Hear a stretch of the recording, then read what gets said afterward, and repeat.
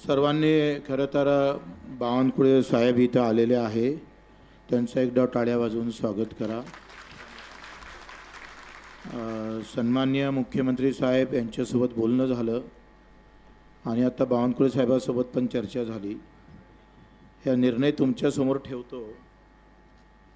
एक तर दिव्यांगाचं जे पेन्शन आहे 6,000 आपण मागणी केली आहे, त्या संदर्भात येत्या पुरवणी मागण्यामध्ये ते पेन्शन वाढवल्या जाईल, त्याची तरतूद केल्या जाईल, हे कबूल केलं दिव्यांगाच्या बाबतीत. आणि दुसरं असं का कर्जमाफीचे म्हणजे आपण सगळ्या 17 मागणीवर इथं आता चर्चा करू नये. बाकी 17 मागणीच्या बाबतीत बावनकुळेजी किंवा CM साहेब बैठक घेईल, ते पण त्यांनी सांगितलं आहे. कर्जमाफीच्या बाबतीत त्यांनी 2 दिवसात समिती तयार करून किती कर्ज कोणावर आहे, ते श्रीमंताचं कोणावर, टॅक्स इन्कम टॅक्स भरणारे किती आहे, काय आहे, सगळं हे समिती करून सगळी माहिती गोळा केल्या जाईल.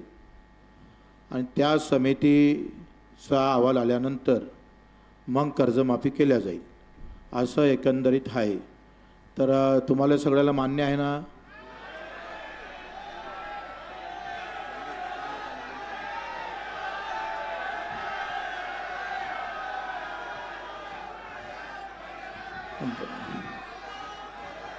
तर बावनकुळे साहेब समजून सांगन, एकदा त्यांचं ऐकून घेऊन मग आपण अधिक बोलू.